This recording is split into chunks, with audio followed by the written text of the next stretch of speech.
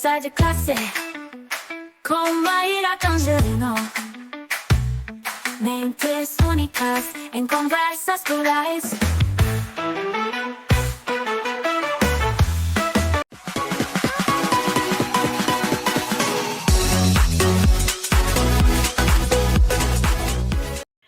Olá, pessoal! Boas-vindas a mais um Conversa de Classe. É uma alegria imensa estar aqui com vocês, mas principalmente é uma alegria maior ainda, porque eu tenho aqui uma convidada, gente, que ela é pura inspiração. Eu estou aqui com a Francilma Everton, ela é socióloga, ela é educadora e uma verdadeira catalisadora de sonhos. E ela não idealiza só, não, gente. Ela realmente faz acontecer. Ela tem uma experiência prática na mobilização de recursos e na transformação de ideias em projetos educacionais premiados. Ela é a pessoa que vai guiar a gente aqui num tema que com certeza pulsa aí no coração de muita gente, que é como que a gente tira uma ideia do papel e a gente faz essa ideia gerar um impacto real. E eu já combinei com ela aqui nos bastidores que a gente vai começar começando, né? Então, vou mandar aqui a primeira pergunta para ela. Francilma, a sua trajetória é um testemunho real de que é possível inovar, mobilizar recursos, mesmo quando a gente tem aí um ambiente desafiador, como geralmente é o ambiente da sala de aula. Eu quero te perguntar qual foi o ponto de virada na sua percepção sobre a capacidade de educadores e educadoras ir além do ensino tradicional e se tornar um agente de transformação, mobilizando inclusive recursos financeiros significativos. Francilma, professora Francilma, com muita honra, com muita alegria, bem-vinda ao Conversa de Classe. Eu confesso que eu via lá as suas chamadas no LinkedIn, eu ficava, uau, e se eu fosse convidada para falar um pouco da minha trajetória, seria muito interessante. E veja só, estamos aqui, estou muito feliz. Então, bom dia, boa tarde, boa noite a todos vocês que em algum momento eu espero que assistam a essa conversa, que vai ser muito, muito, muito legal. Então, assim, eu quero começar dizendo que, para responder essa sua pergunta, eu tenho que resgatar a história de uma Francilma que é totalmente moldada pelas relações comunitárias. Eu cresci vendo a minha mãe à frente de ações sociais em um contexto de escassez de recursos, mas também de muita abundância de vontade e de experiências. E isso me marcou de uma forma que eu nem imaginava. Eu estava ali aprendendo só por estar observando e participando ali daqueles movimentos junto com a minha mãe.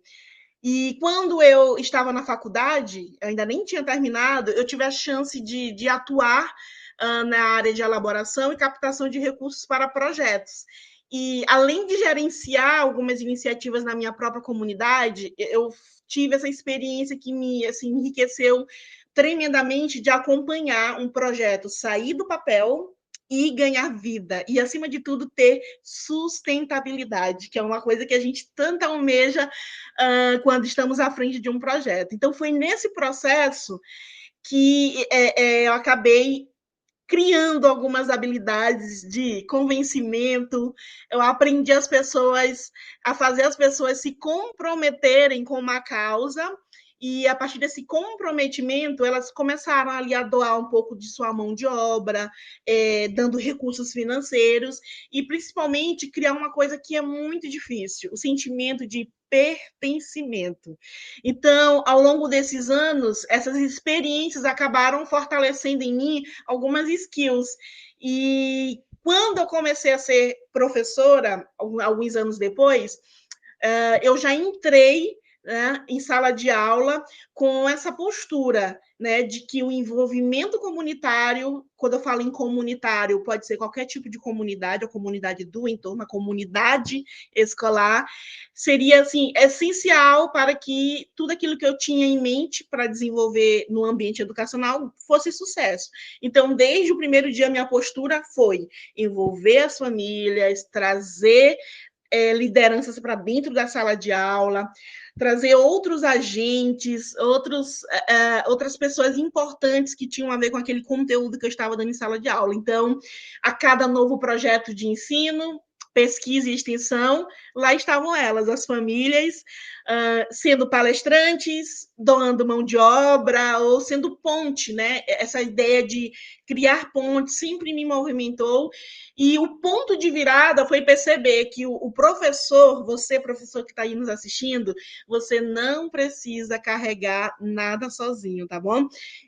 A partir do momento que, se a sua escola não tem essa cultura de abrir portas, você vai ser esse agente de transformação que vai abrir a porta da sua sala de aula para que outras pessoas com o mesmo sentimento, o mesmo propósito, se junte à sua ideia, ao seu projeto, e realmente o impacto comece a acontecer a partir desse movimento, a partir desse entendimento de que a gente precisa andar em coletivo. Nada funciona se você se sentir sozinho ou estar sozinho. Isso, dessa forma não acontece mesmo, não.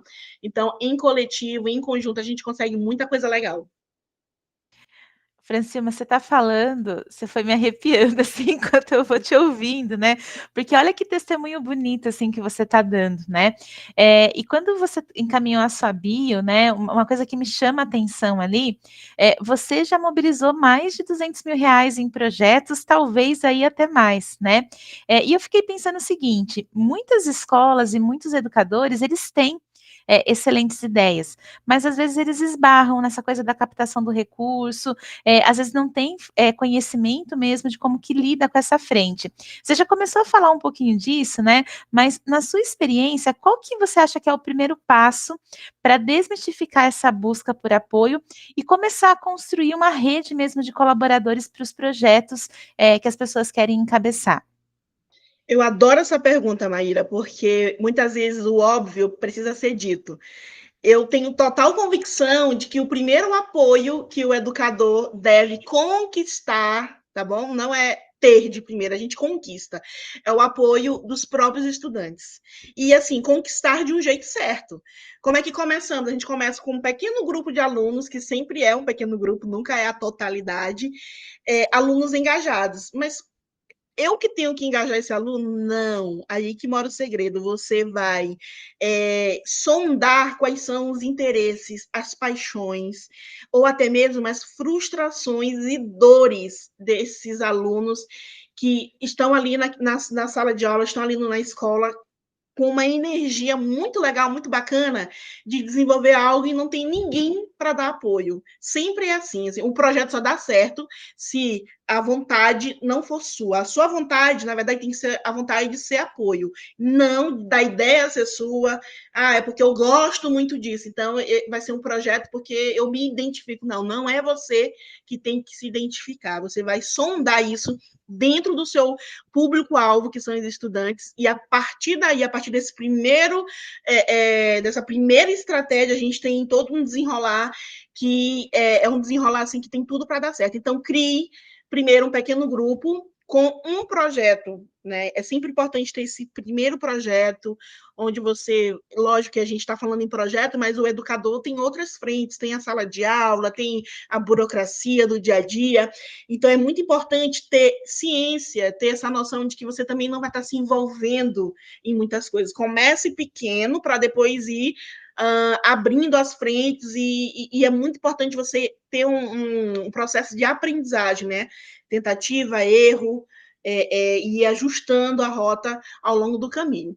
Então, tudo começa com esses desejos, esses gostos, esses interesses, e para deixar mais claro ainda o que eu quero dizer com isso, eu quero contar uma história, é a história que, para onde eu vou, sempre eu conto, porque foi uma experiência que me marcou muito, que foi com um ex-aluno meu, o nome dele é Manuel, um querido, ele saiu da escola em 2021, e o Manuel era o seguinte, menino inquieto, muita energia, muitas ideias, e, sobretudo, um apaixonado. Eu gosto muito de usar uma palavra que ela conota muito para o lado negativo, mas quando é para o lado positivo, é muito sensacional, que é obsessão. O Manuel, ele é até hoje, obcecado por bicho, por planta, por natureza em geral. E na sala de aula, na escola, não era diferente. Porque quando você é apaixonado por algo, não importa onde você esteja, não importa o ambiente, você vai deixar transparecer aquela sua paixão. Então, na escola, o Manuel estava sempre nos jardins, falando com planta, cuidando das plantas, e todo mundo comentava isso, mas ninguém pensava, poxa, vou ver aqui como que eu posso ajudar o Manuel. Então chegou a um nível que meu Deus, eu tenho que fazer alguma coisa, que a energia desse garoto é sensacional. Então eu falei para o Manuel, nós vamos fazer aqui um projeto para que você lidere. Eu vou te dar o suporte, mas você vai liderar. E assim, eu tenho uma frase dentro de mim, né? Uma convicção de que é caminhando que o caminho aparece. Quando você dá o primeiro passo para qualquer coisa na sua vida, as coisas começam a aparecer, as oportunidades começam a surgir. Então, coincidentemente, a Fundação de Amparo e Pesquisa do Maranhão abriu uma linha de editais de várias áreas, e tinha uma área que era muito a cara do Manuel, que era a área de agricultura familiar e geração de renda. E aí eu pensei, cara, o Manuel gosta de bicho, o Manuel fala que cria animais lá no interior dele, então é um menino que tem muita vivência, tem muito conhecimento, e eu aproveitei esse momento, esse time, a gente tem que estar ligado aos times também, e aí nós elaboramos um projeto e conseguimos captar 20 mil reais, assim, tipo, foi uma das minhas primeiras experiências em captar recurso, e eu fiquei muito satisfeita, 20 mil reais, assim, de primeira, meu projeto passou em primeiro lugar, e eu fiquei muito animada, eu falei, é por esse caminho que a gente deve ir mesmo, que vai ser sucesso. E aí foi legal porque não foi cansativo para mim, porque imagina, o professor ele se sente sobrecarregado, por quê? Porque a ideia é dele, a paixão é dele. E quando é você que incorpora isso, essa missão, essa visão, essa paixão, convencer os outros a embarcarem na sua ideia e motivar os alunos é muito mais difícil. Então, a gente tem que inverter a coisa. Então, a motivação é do meu aluno, a paixão é do meu aluno. Eu vou ser apenas o suporte. E aí, o resumo da ópera é que nós viajamos para uma cidade com IDH muito baixo. O Manuel ele liderou o projeto do começo ao fim. Não só ele, mas um grupo de amigos receberam bolsas de iniciação científica e deixamos ali um legado naquela cidade. Os meninos já se formaram há bastante tempo e muitos deles seguiram nessa área. O Manuel ele é um fazendeiro de sucesso, voltou para a cidade dele e está empreendendo.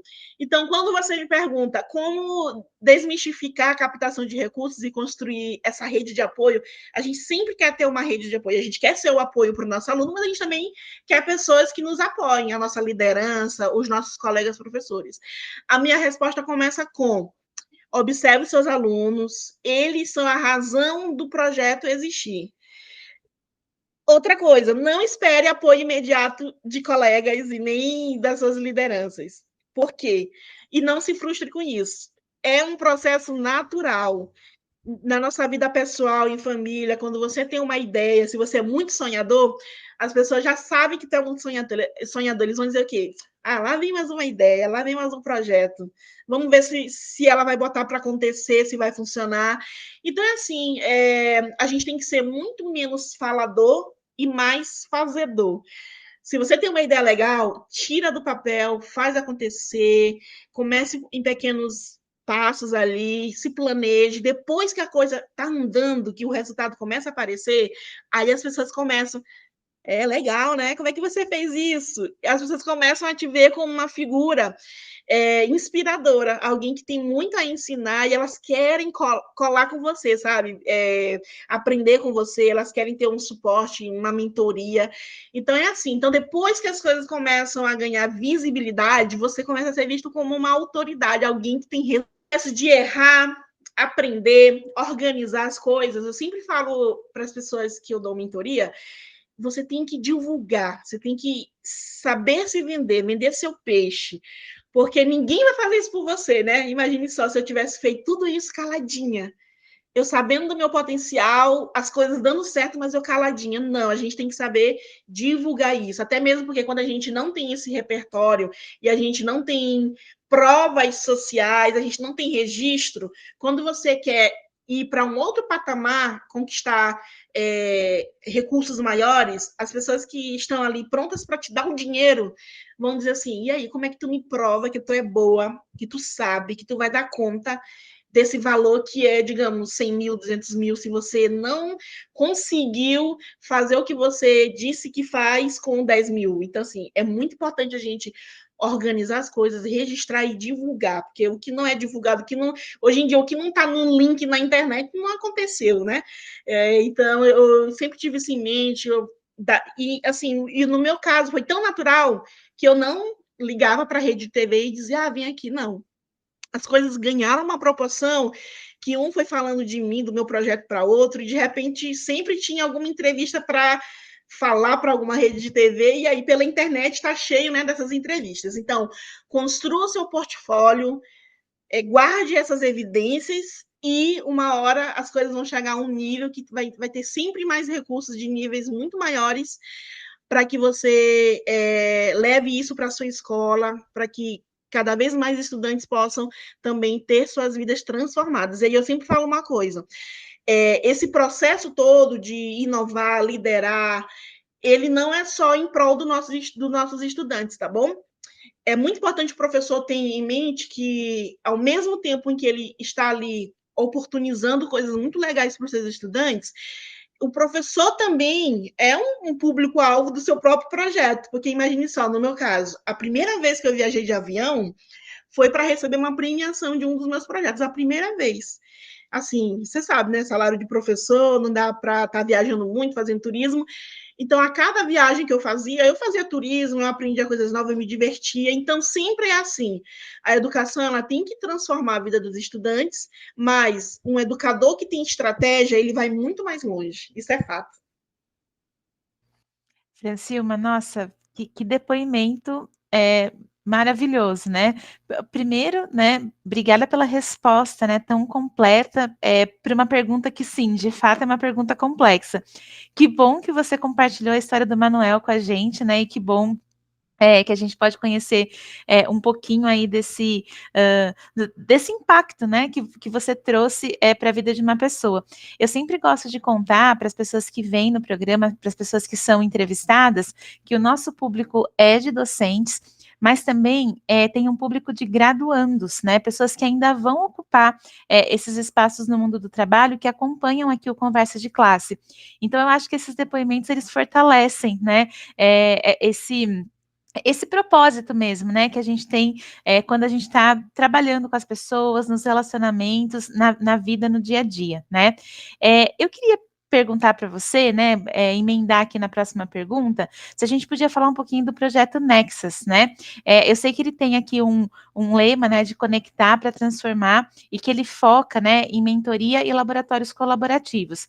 A minha pergunta é se você pode explicar um pouquinho a importância da colaboração e do compartilhamento de saberes na jornada, para transformar uma ideia num projeto educacional sustentável, e como que um educador e uma educadora, que muitas vezes é solitário nas iniciativas que toma, pode encontrar e nutrir essas parcerias.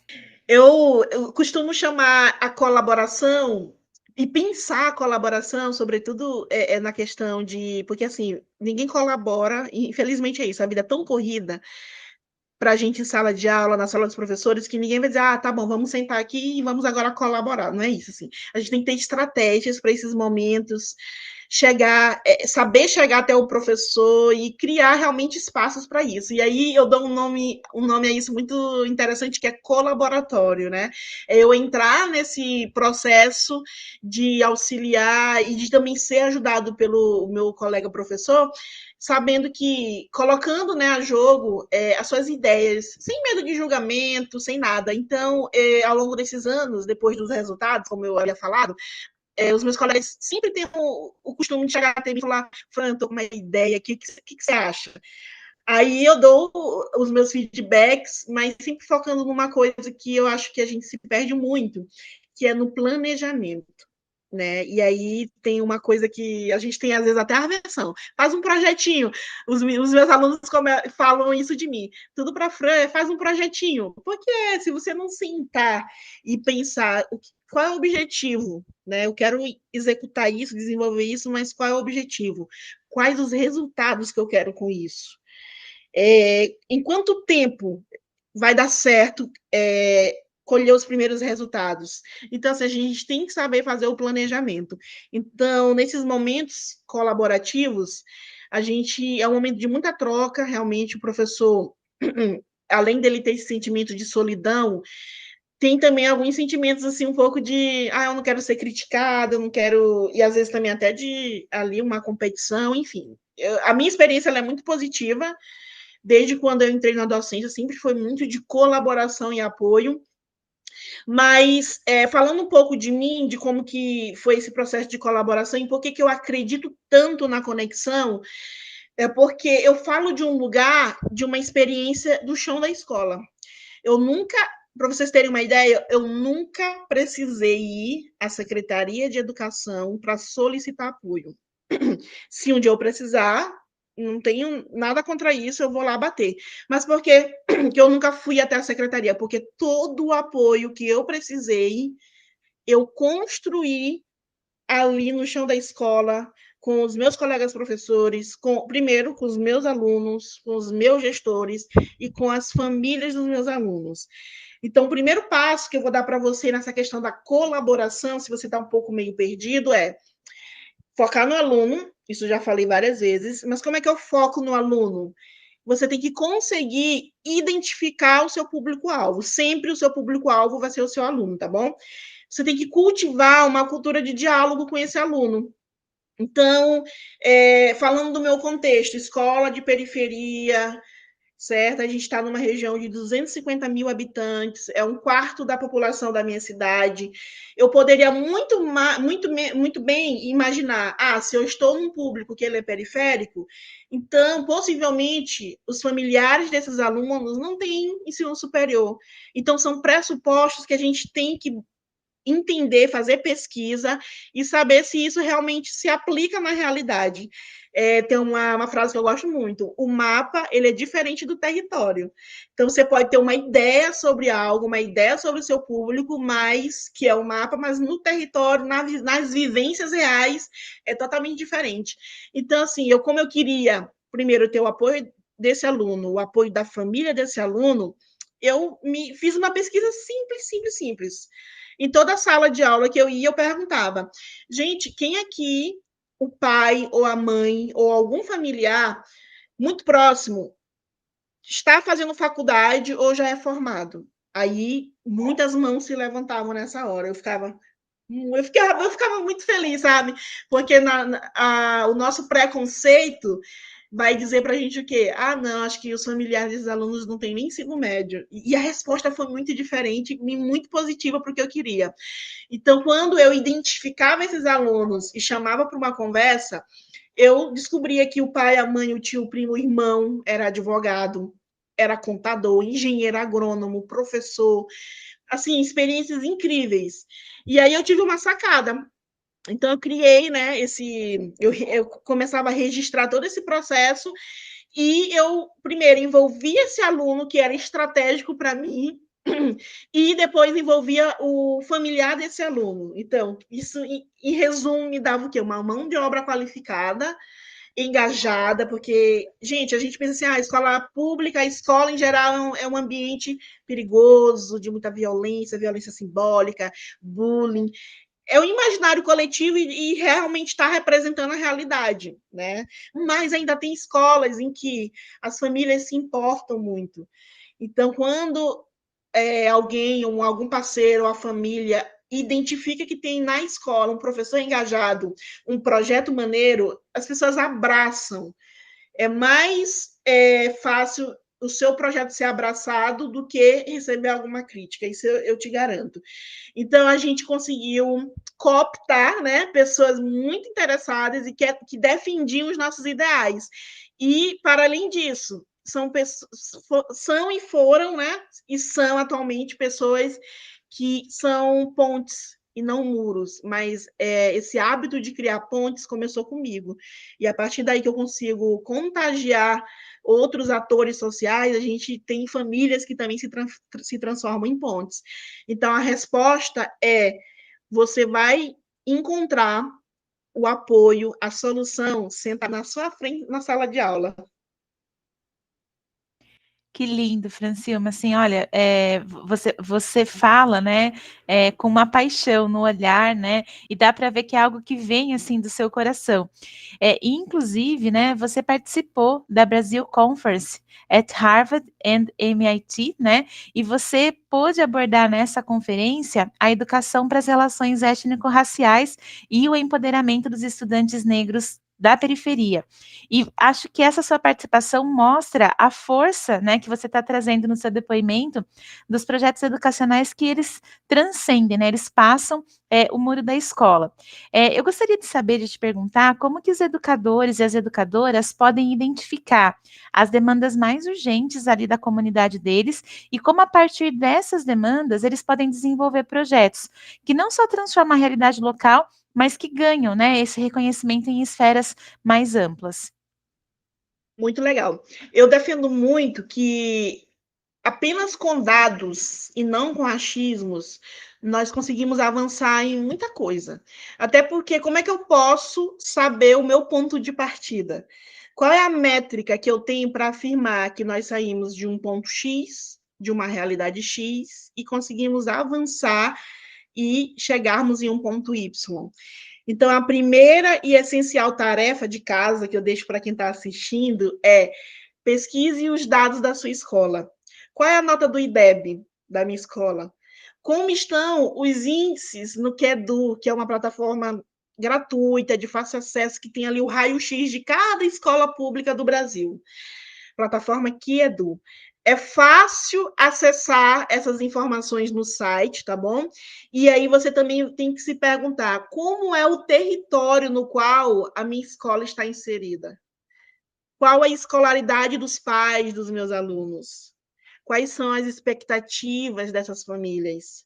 Quais são os sonhos desses alunos? Quais são também os medos e frustrações que eles carregam? Outra coisa: quantos por cento dos alunos da sua escola são negros, são negras, são indígenas, são ciganos, são deficientes? Qual é a orientação sexual, a identidade de gênero? Qual é a religião desses alunos? Percebe que quanto mais eu conheço objetivamente e subjetivamente o meu público, maiores serão as chances de impactar essas pessoas? E mais ainda, nós saberemos exatamente o quanto nós conseguimos impactar. Então, quando você se torna muito bom em fazer isso, você mostra para potenciais apoiadores e financiadores que vale a pena investir nos seus projetos. E aí você demonstra também que sabe o que está fazendo, sabe o que está ali divulgando. Você tem expertise nisso. E também que você tem um time de profissionais capazes de transformar as pessoas e as realidades. Então, siga esse passo a passo que você terá total domínio, né, sobre gerenciamento de projeto, captação de recursos. Nenhum financiador vai colocar dinheiro no seu projeto se você não tiver métricas. E as métricas a gente começa estudando a realidade. Olha que depoimento potente, assim, e que resposta objetiva, e que acho que realmente dá apoio, né, para a gente entender essa pergunta.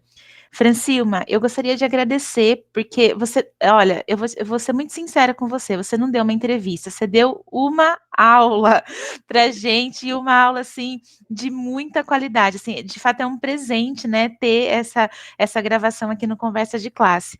E quero te perguntar, você quer deixar alguma mensagem de finalização para quem está assistindo a gente? Eu queria realmente motivar as pessoas, a escola pública, a educação em geral está muito desacreditada por conta de uma realidade que ela é cruel, de desvalorização do professor, de tantas violências que acontecem, mas a gente não pode desacreditar. Tem muita gente legal fazendo a diferença. E é uma pergunta simples, mas eu estou se lógico que também tem a realidade nua e crua, mas o que as mídias, os canais de divulgação falam da educação é o pior cenário possível.